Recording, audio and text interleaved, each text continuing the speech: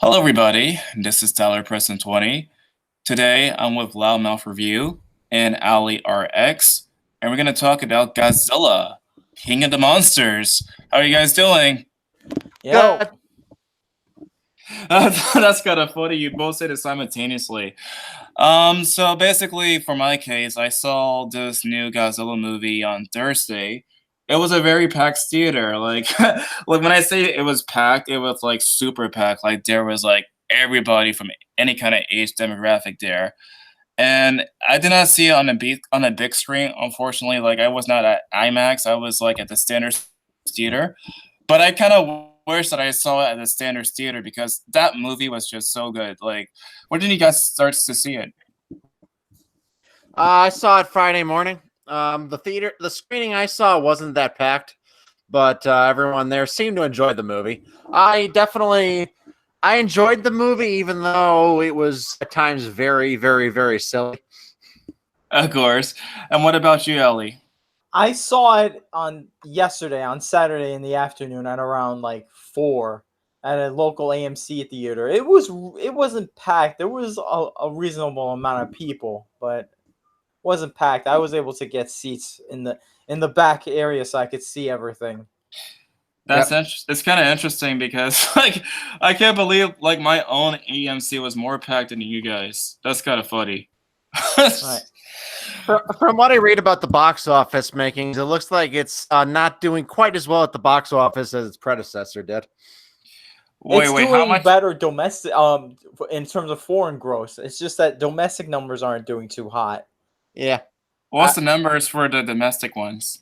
I think they said $49 million domestic opening weekend. And what about international? Like 130 something. I don't know. I guess Okay. that's not bad opening weekend, but it could have been better.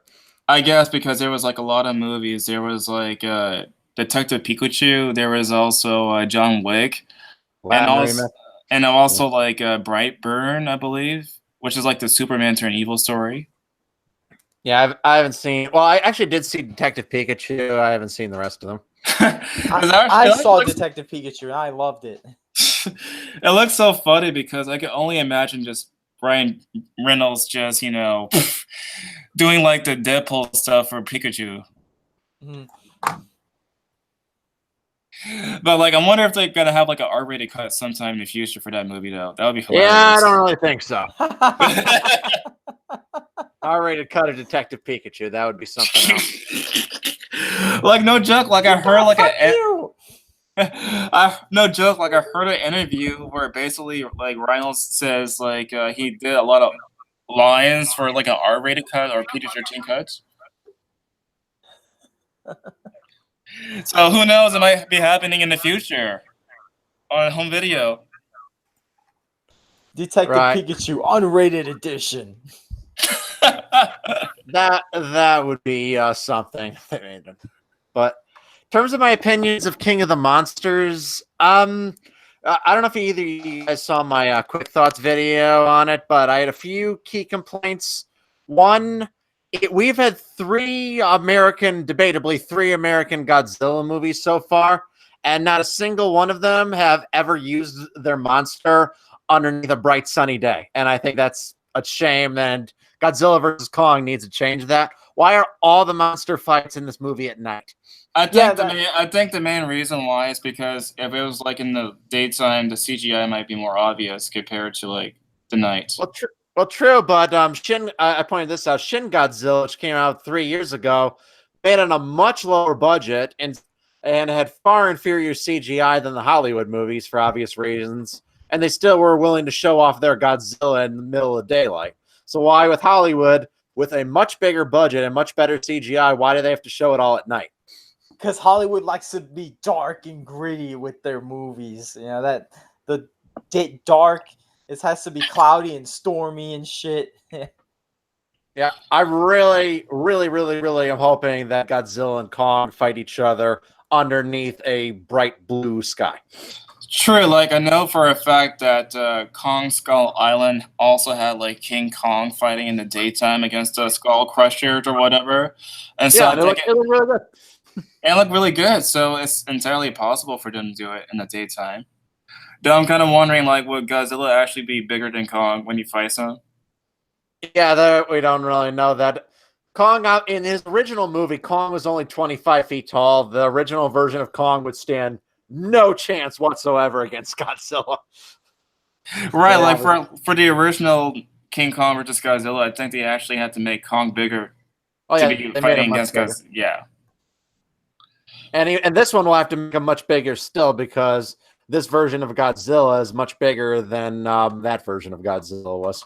Right, like basically, Kong Skull Island was set in the 70s during the Vietnam War. And so I guess that's plenty of time for Kong to grow, I guess by that logic, to be as big as Godzilla. Yeah, they mentioned in the movie that Kong was still growing. So they obviously included that line just to justify will he be much bigger in the next movie.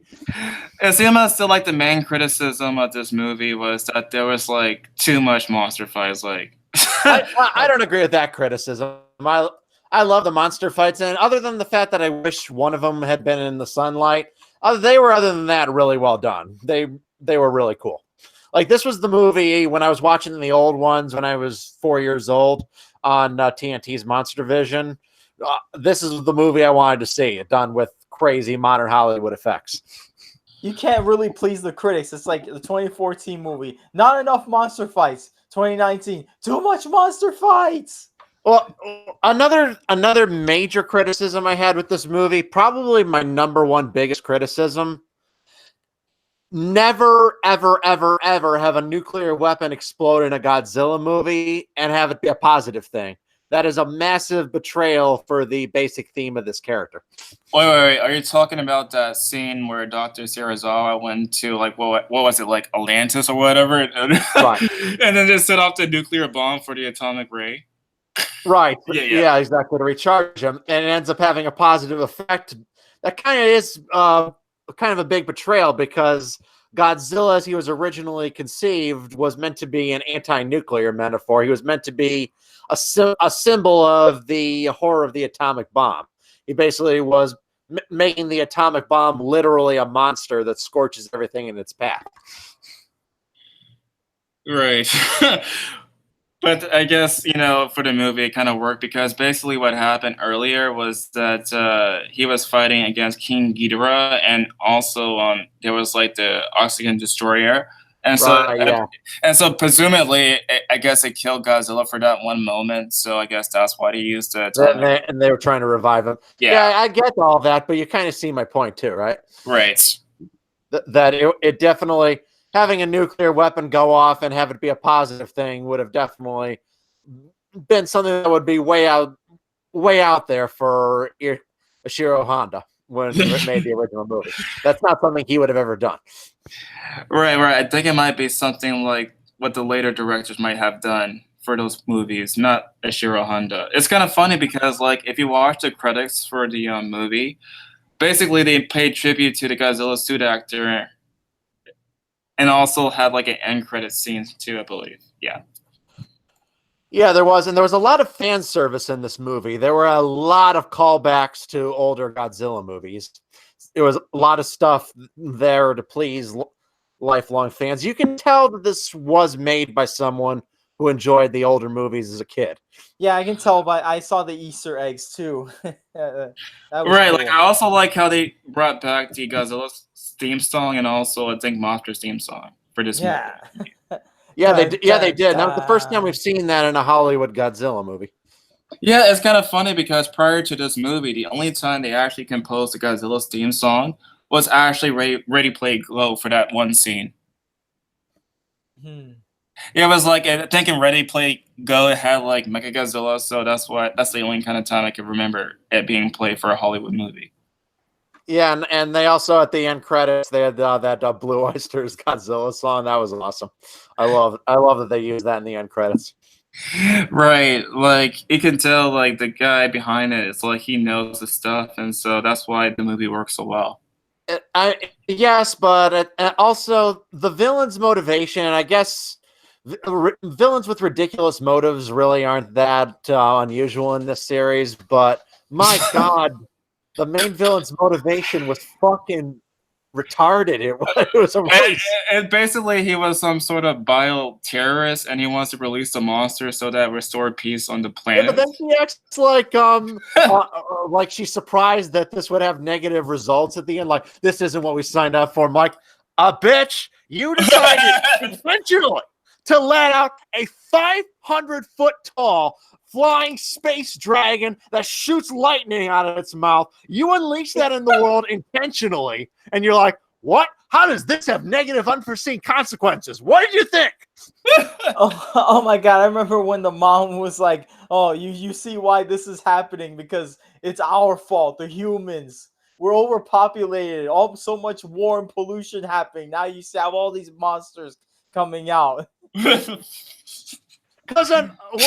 the devastation that dozens of giant monsters would cause is somehow lesser than the devastation of global warming and overpopulation. I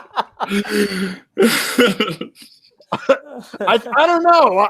The world, maybe environmental issues don't get enough press. Maybe they're not seen as important, but generally to the ecosystem, little bit of rise in global temperature or being ravaged by hundreds of gigantic monsters. I don't know.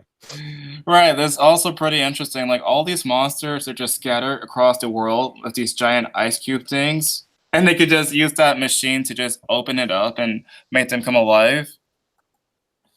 It's just so crazy. Like, I remember. It was slightly less silly than the villain's motivation in Final Wars. That is probably the most ridiculous motivation of any villain in the Godzilla series. They wanted to harvest humans' mitochondrial DNA, and I'm like, literally all eukaryotic organisms have mitochondrial DNA. In order to harvest mitochondrial DNA, the aliens could have just grown a tomato garden.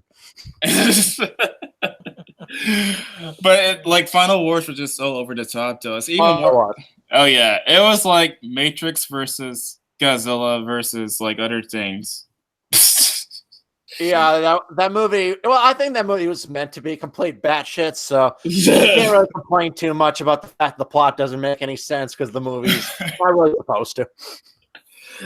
Oh my god! But like, I love how towards like the end, after like Godzilla defeats King Ghidorah, they basically had the monsters just bow down to him, like he was like the king after all. That was pretty cool. Part of the movie, King of the Monsters.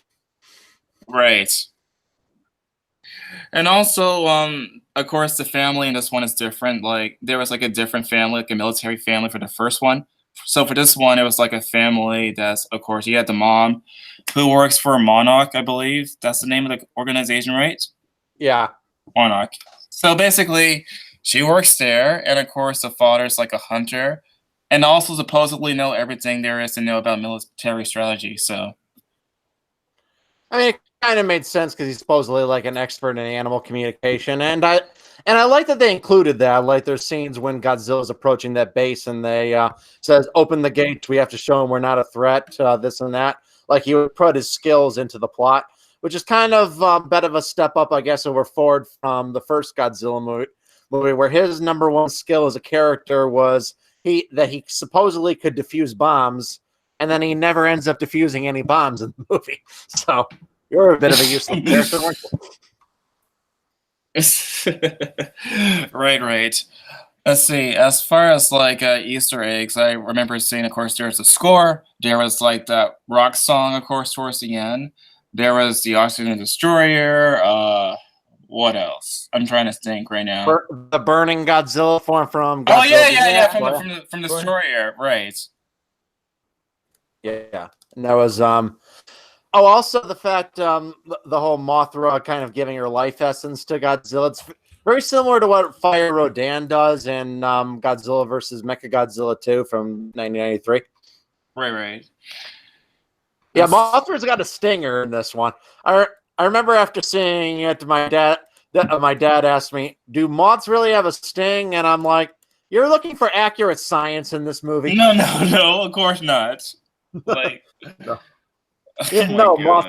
Moths do not have a stinger in the real world, and they also don't have 200-foot long wingspans. So whatever. Oh my god. It's kind of interesting because obviously for this movie, it was CGI with the monsters. The previous movie was CGI. And even for Shin Godzilla, I believe it was also a mixture of CGI and some other stuff. So do you think that in the future, like when Toho starts to make these movies after Legendary Pictures, they might actually just stick with CGI or just the man in the suit? Oh yeah, 100%. They're going to stick with CGI. I mean, let's face it. Modern CGI, even in a low budget these days, just looks better than a guy in a suit does. You know. Back Maybe in maybe Toei will ask Legendary to like borrow the CGI model from them, just to reuse it to cut cost for. Nah, I doubt it. They'll probably create their own new design. But think about it. Shin looked pretty good when you consider how low its budget was, and it'll be at least not till 2021, 5 years after Shin, till Toho makes another Godzilla movie. They'll be able to do even better. So I'm not really too concerned about it. Also, I think the benefit that Shin Godzilla had was that the director and also composer of the Evangelion franchise was also there to help out with the movie. Oh yeah, Shin That's a- actually was a really good movie. It was really very intelligently written. It was a monster movie with a point. Right, like if I guess if the critics want like the human drama for a Godzilla movie, they could just watch Shin Godzilla. Correct. Yeah, in terms of which is a smarter written story, all right, Shin Godzilla is by far more intelligent movie than King of the Monsters was, but King of the Monsters delivered more and had a much larger budget and gave us much cooler monster fights. Right, like basically, I think King of the Monsters is like the earlier movies in the franchise. It had the same kind of vibe, whereas Shin Godzilla was like the 1954 movie in a sense. Yeah, it does. Yeah. Yeah. I would say only three Godzilla movies really have a really strong political message to them. The original, 1984's Return of Godzilla and Shin Godzilla. Other than that, most of them, they're fun monster flicks, but they don't really have much of a deep point. Right. I guess like the only kind of supposed deep point for this movie is the environmental message, but that's But it botched it. It botched the message entirely. It portrays, if anything, it was the most right-wing Godzilla movie ever, if you really think about it. Probably not intentionally, but it was. All right. It portrays environmentalists as insane, destructive psychos, and it portrays the U.S. military dropping nukes at a It's the most red pill Godzilla movie. Yes, it is. Yes, it's red-pilled Godzilla. He even literally turns red. Turn off fucking red-pilled Godzilla. Oh man, I know that everybody has their favorite Godzilla movie, and so how would you rank it among the Godzilla movies? I actually did a post on Twitter. I ranked it as my 7th favorite. The original is the best, and I definitely say I think overall it's an inferior movie to 2014. I thought the 2014 movie, yes, it overdid the teasing. Yes, some of the characters were a little bland, and they absolutely should not have killed off Bryan Cranston in the first half. That was a stupid decision. Like they should have him throughout the whole entire movie, honestly. Oh, absolutely, because Bryan Cranston's a phenomenal actor. But at least it stayed true to the anti-nuclear message that's key to this series, whereas King of the Monsters botched that beyond belief. And while the human characters in 2014 aren't always the best, everything they do is understandable. Not the case in King of the Monsters, where again the villain's motivations make absolutely no fucking sense. What about you, Allie? How would you rank this movie? As far as American Godzilla specifically, I personally think it's the best one so far. But as Godzilla overall, that's a tough one. I would still prefer like Godzilla versus Mecha Godzilla, the 74 one, and the of course the 1954 Godzilla, Destoroyah and Biollante. I just love how they pronounce like Destroyer's name. Destroyer! Destroyer! Yeah. Well, actually, the reason why that was is because Toho couldn't copyright the word destroyer. That's actually why it's brought Destroyer. Right. for my case, I think it's the best Godzilla movie from United States. But as far as like the ranking for the series, obviously I think the first movie is the best movie, obviously.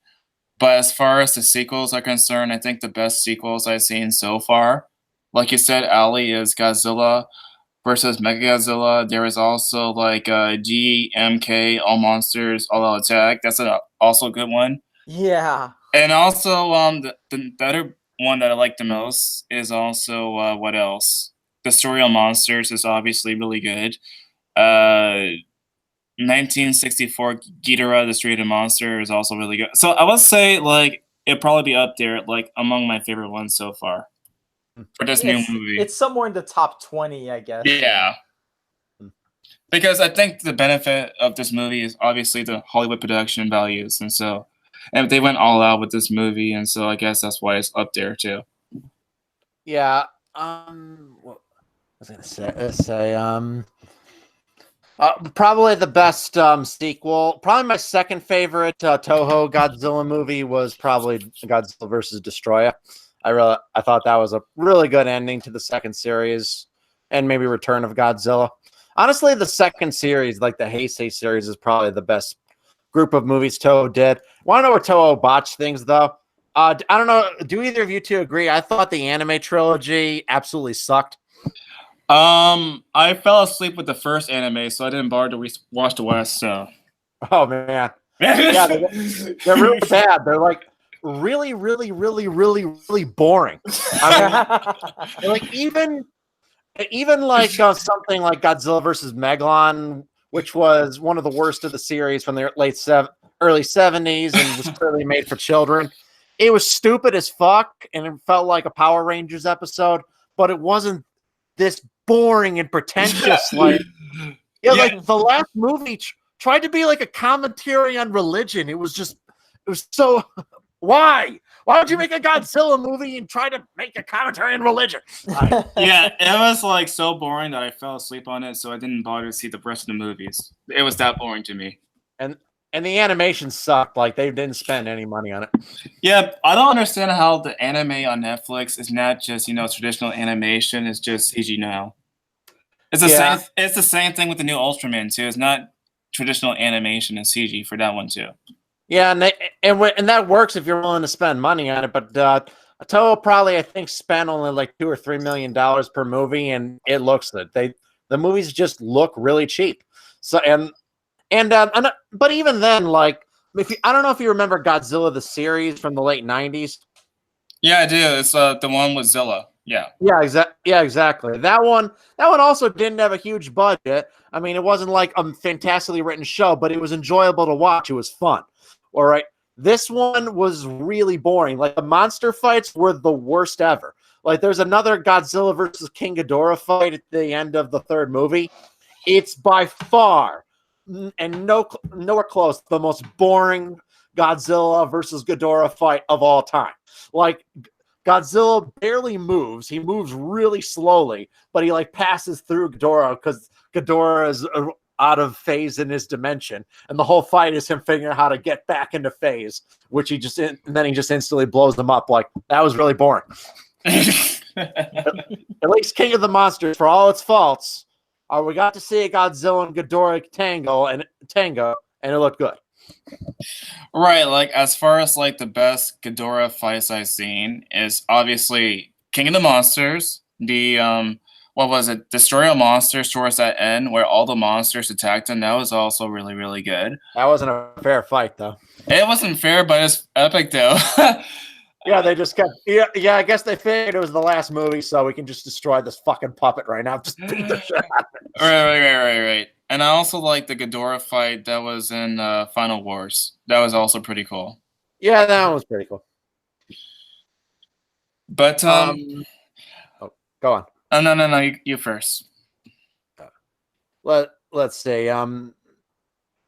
So I guess with those ones, Toho probably just made them really quickly and really cheaply. Whereas with Shin, they actually looked like they put some effort into it.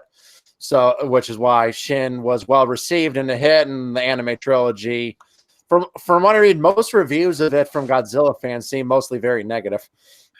Really? For Shin Godzilla? No, for the anime trilogy. Oh, the anime. Okay. No, Shin got very positive reviews. Yeah.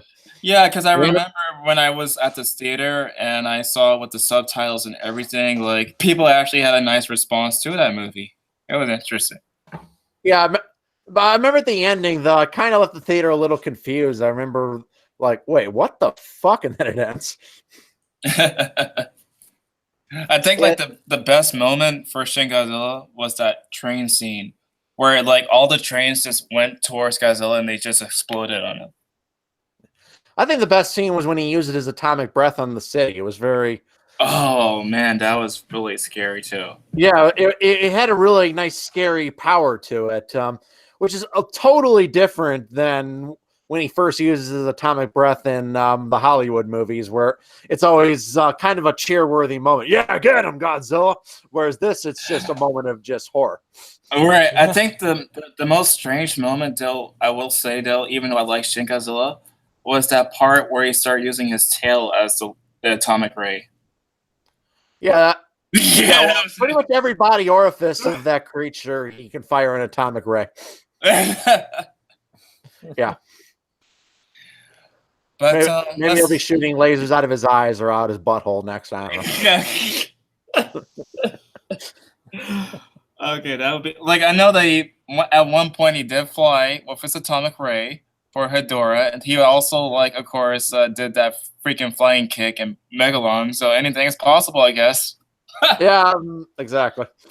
Well, you didn't expect accurate science because let's be honest, a creature as big as Godzilla is actually 100% scientifically impossible for numerous reasons. Right. Let's see. We gone over the plot. We talked about the anime. We talked about Shin Godzilla. We talked about our ranking for the Godzilla movies so far. Is there anything else you guys want to add to the conversation? Ellie, do you have anything? I loved it when Rodan came out and then they fought against Mothra, and that was an awesome part too. And Yeah, that's true, because I also remember like when he was getting out that mountain in Mexico, when he started to go out and attack those freaking pallets. And I remember that one part where basically while he was attacking the pallets, it was like he ejected out the airplane and then he just ate the guy. Yeah. Yeah. You may be laughing, Tyler, but how would you like it if you had to give the news to his family? A joke. Man. I know, but it was just like so funny when I saw it. I was like, oh my God. Joke, Yeah. I know. But how about this? If they decide to continue the MonsterVerse after Godzilla versus Kong, what would you like them to do? What about like a Godzilla versus Pacific Rim? Oh, that would be the shit, man. Well, I don't know. The MonsterVerse and the Pacific Rim movies, they don't really fit continuity-wise. I don't know how they could do that. If not, Godzilla versus Gamera. That could be awesome. Or bring Mechagodzilla in. That could be similar to Pacific Rim. You could have Pacific Rim be like a Jaeger. Mechagodzilla be like a Jaeger from Pacific Rim. Right. Make a live-action Jet Jaguar. I don't know about that one. Wait a second. We didn't talk about the end credit scenes. Like, basically, it seems as though that they're trying to hint that that Ghidorah might return for the next movie. It might actually be... I think when they were hinting that they're going to do Mecha King Ghidorah, like from Godzilla versus King Ghidorah. Yeah, I think so too. What do you think, Ellie? Yeah, I didn't stay after the credits though, so I did hear about the Easter eggs though. I remember when one of his head was cut off or something like that. Oh yeah, like basically he grew back his head for that part. Yeah, that's something he never could do before. That's yeah, new. Exactly. Like, I never seen him actually grow back his head once it was cut off before. That's something new. Yeah, that was. What I'm hoping for is for like a bunch of individual movies, like a Mothra movie, one with Mechagodzilla, and maybe another standalone Kong movie, and eventually in like 5 or 6 years build up to like a remake of Destroy All Monsters and have it be like the Avengers of the MonsterVerse. I can't wait to see Monster vs. Mechagodzilla. Yeah. But Maybe it looks and have similar. aliens invade the Earth, okay? Have the aliens revive Ghidorah and have Godzilla, Kong, Mothra, Gamera, and just all these monsters all versus this alien invasion. Like that would be an awesome movie. Right. Imagine Monster vs. Destroya or Monster vs. Biollante. Yeah, Biollante would be a cool one to introduce. Yeah, there's a lot of creatures they can introduce. And a lot of those new monsters that you see, that they don't get much screen time. Maybe we could find out what the fuck they are. I think that the monsters for this movie might actually have more screen time for the next movie, because I remember reading that basically they had plans for monsters besides King Kong for the next movie, so maybe that's a possibility. Right. Most of them were, I mean, they were pretty much just in this movie, pretty much just for the end shot. They wanted, like, I'll have a bunch of monsters all gather around Godzilla and submit to him to justify the movie's title, King of the Monsters. Right. But, I mean, you don't just need to use legacy monsters. You can always build new ones. You hire someone who's really creative at creating new monsters. Right. So I guess, how would you rate this movie out of 5, guys? 7. I'm sorry. 7 out of 10, I would give it. So 3.5 out of 5. Okay. I would give it like a 4 out of 5. Okay. Yeah, I'll give it like a 4 out of 5 for the simple entertainment value. It was fun. The critics don't know what they're talking about, obviously. And it's not just for this movie, by the way.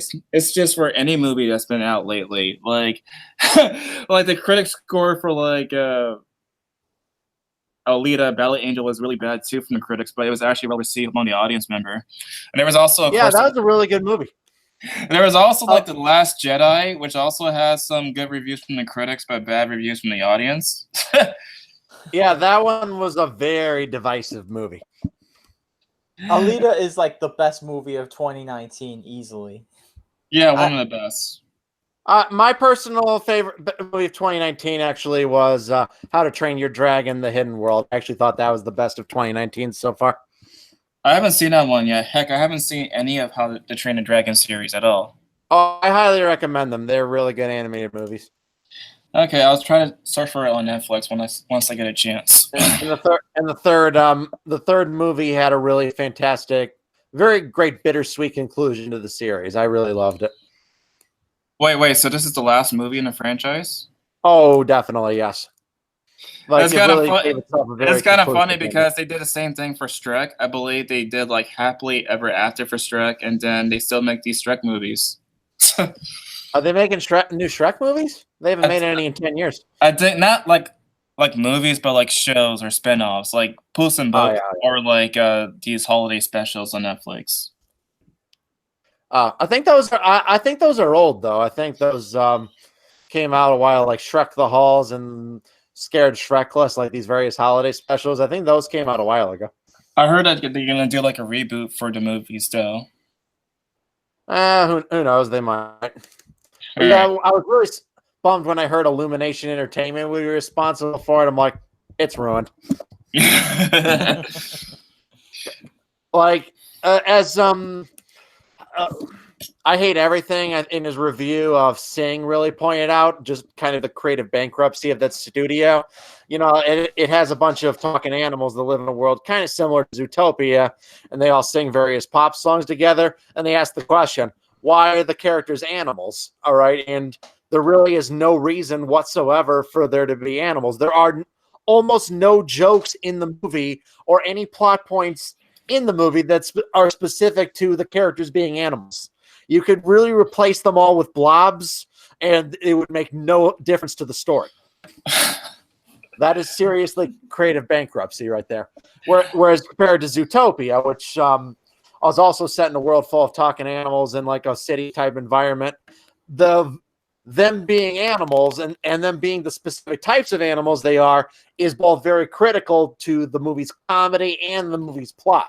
So, and that's one of many reasons it's a far superior animated movie. Okay. Well, anyway, I think we cover everything for Godzilla Godzilla King of the Monsters. And guys, everybody who watched the stream right now, go check it out on the biggest screen possible. We all recommend it, and so don't listen to the critics. All right, and I guess before we sign out, just give out your social media accounts or YouTube channels, guys. Subscribe to Loudmouth Reviews. Okay, I'm Allie RX. You can catch me on youtube.com/Allie RX. I do many video game reviews on that channel, such as awful games and bootleg shit. I plan on doing more content in the future. I haven't posted anything in a while, since like April, I guess. And you can follow me on various social medias like Twitter, twitter.com/Allie RX and facebook.com/Allie RX and instagram.com/Allie_RX. And I have a Twitch account too. I haven't streamed there in forever, so. And of course, my channel is TylerPreston20. My Twitter, TylerPreston20. Facebook, TylerPreston20. Mines.com, TylerPreston20. So, yeah. But anyway, thanks you guys for coming on. I really appreciate it. And I am looking forward to talk to you guys next time. Sure, absolutely, Tyler. Anytime. All right.